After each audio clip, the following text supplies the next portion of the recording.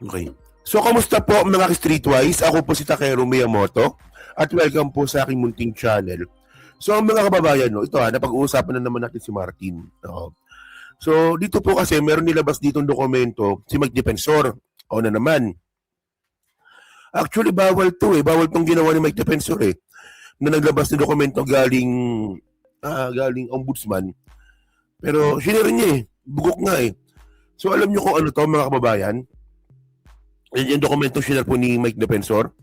Ito po nagpapatunay na ang mga ginamit po kay Martin Romualdez ay yung 18. Alam naman po natin na pina-amlak yan si Martin Romualdez ni Ombudsman Remulla. Siyempre pag pina-amlak mo yan, may mga dahilan yan. May mga dahilan yan. Okay. So ang ginamit po na dahilan ni Ombudsman Remulla para ipa-amlak si Martin Romualdez, ulitin ko lang, 18 Marines at saka si Gutesa. Base po sa dokumentong nilabas ni Mike Defensor. Mga kababayan, sobrang unfair nun. Buwakan ng ina naman eh. Bakit nyo gagamitin yung statement ni Gutesa? Oo, under oath yun. Pero hindi po siya na-cross-examine. At ganoon din po yung 18 Marines. O, tingnan nyo ha. Tingnan nyo. Ginamit ni Ombudsman Remulla yung 18 Marines laban po kay Martin Romualdez. Ano ba yung statement ng 18 Marines?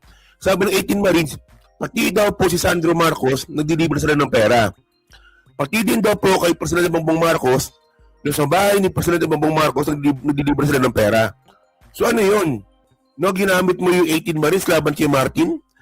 Samantalang yung 18 Marines, nilaglag din po, nagsinungaling din po, laban kay PBBM at saka kay Sandro Marcos.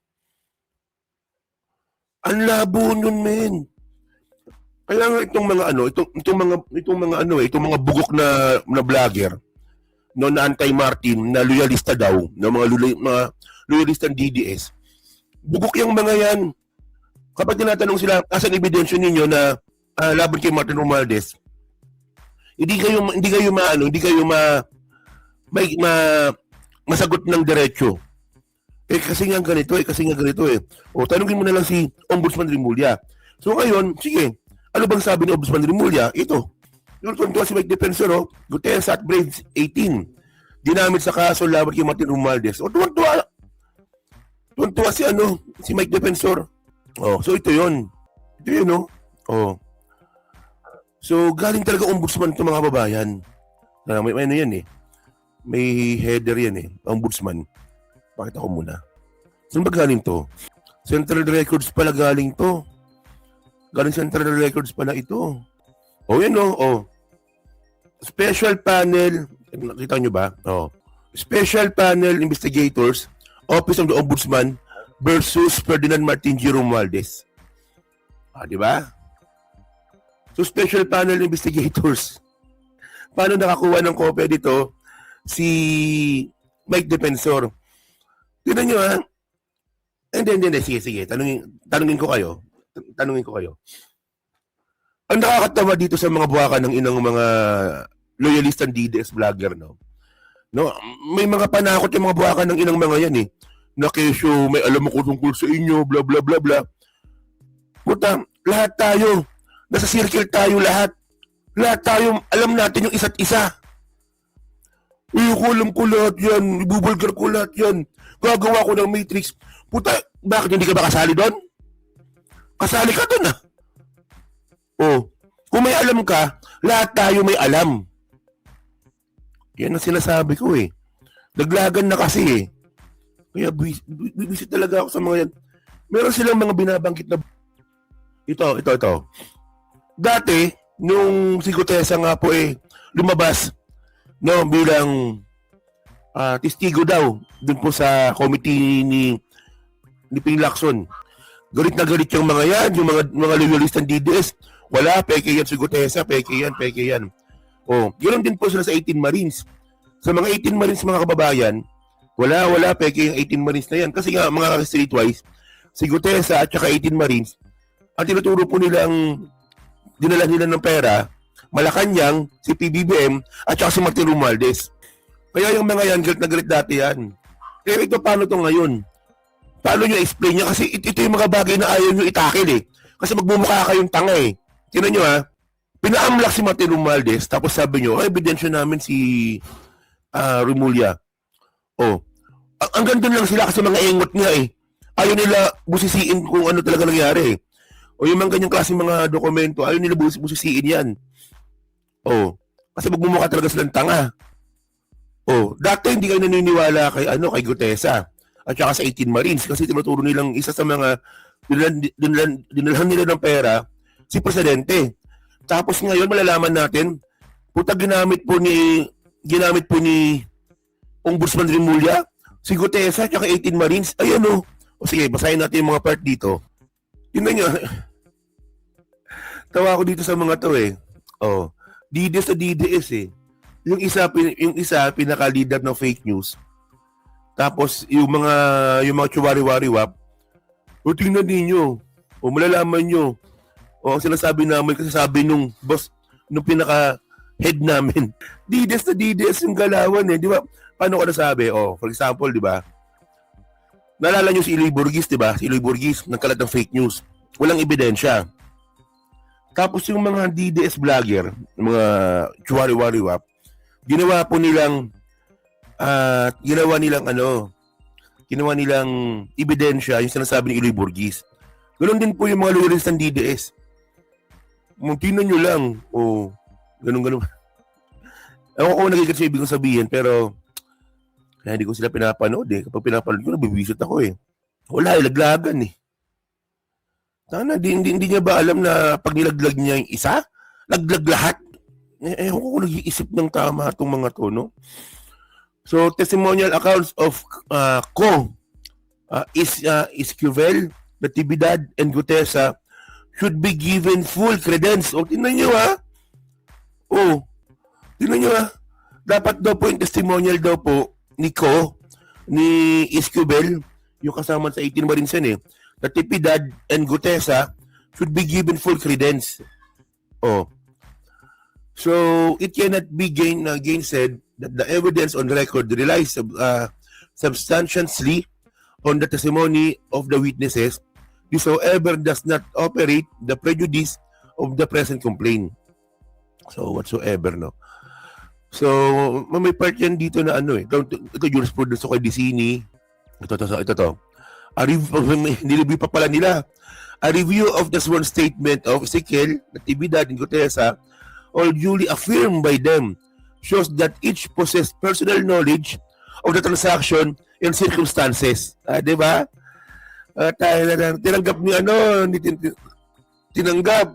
Tinanggap ni Remulla, oo. Yung sinabi nga ni Gutesa at 18 Marines, kasi nga daw po, personal experience daw po nila to. Paano yan? Sinabi rin po na 18 Marines na nag-deliver sila ng pera kay PBBM. Bakit yun hindi nyo pinansin? Napakadelikado na ginagawa nito ni Remulla, mga kababayan. Puta yung in-implicate ng 18 Marines tsaka ni Gutesa, si Martin Romualdez pinakinggan ni Remulla. Tapos yung binanggit din po ng 18 Marines tsaka ni Gutesa na nagdi-deliver sila ng pera sa bahay ng presidente, hindi nyo papakinggan. So similarly, Esquivel admitted that in the course of his duties as personal assistance and security personnel under Co, he personally handled and transported substantial amounts of money, di ba? The bulk of which were delivered to 42 Makindi with the funds originating from Horizon residents and transported in multiple pieces and luggage. Meanwhile, Natividad corroborated these accounts, stating that he assisted in the transport of luggage containing cash from the lobby of 56th floor, diba, of the Horizon residence, and on at least 2 occasions personally delivered such luggage to properties owned by Romualdez, including 42 McKinley, where the funds were received. Diba, napaka-engot ni Remulla dito para patulan yung 18 Marines tsaka si Gutesa, no? Na malinaw naman na tanim witness lang po ito ni Mike Defensor. Grabe itong ginawa ni Remulla na to. Continue nga. Kung may mapipiga pa tayo dito. Kasi ito na yung ano nila yung personal ano nila testimonies nila Ito na, ito na. Ito na, sinabi ng kita dito.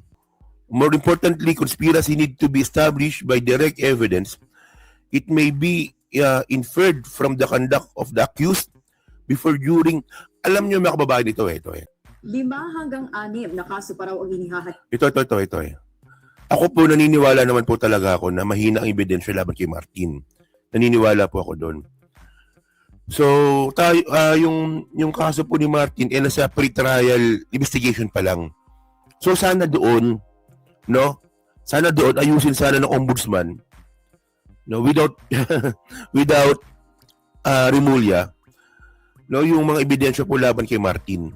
Kasi, pre-trial pa lang wala pang kaso Ito yung sinabi ng report sa, sa Billionaire News Channel Na kaso pa raw ang inihahanda ng Office of the Ombudsman laban kay Data Representative Martin Romualdez. Nasa preliminary investigation na rin daw ang mga reklamo laban sa dating House Speaker. Nagbabalik si Joan Manalo para sa Matagal pa to. Preliminary investigation, inaabot ng buwan yan. Ewan ko lang kung gagapangin ni Remulla. Kasi malimit talaga, preliminary investigation, 2 buwan. Malimit ganon. Bago po maglabas ng subpoena. Okay. Pag subpoena, sasagot si Martin, tapos resolution. Pagkatapos ng resolution, doon na po hatulan kung may probable cause nga. So mahaba pa to. Siguro mga 6 months. No? Kasi ganun yung pinagdaanan nila Joel Villanueva at saka ni Jingo Estrada Tignan nyo, di ba? Hanggang ngayon, di pa rin nakukulong si Joel Villanueva at saka si Jingo Estrada. Kasi po, doon pa lang po sila naghihintay ng resolusyon kung merong probable cause. Pero matagal na, di ba? Ilang buwan na yan. October, di ba? October, November, December, January, February, March, April. So, 6 na buwan na, wala pang resolusyon. Ngayon, pag ito ginapang ni Remulla, malalaman naman po natin yan kapag less than 6 months, may arrest warrant kaagad si Martin, puta ginapang yan, sigurado. Pero by the way, mga kababayan, ako, umaasa pa rin po ako na dahil nga po sa mahina ang ebidensya laban kay Martin, absuelto po yan. Kasi tingnan nyo 25 bank accounts daw.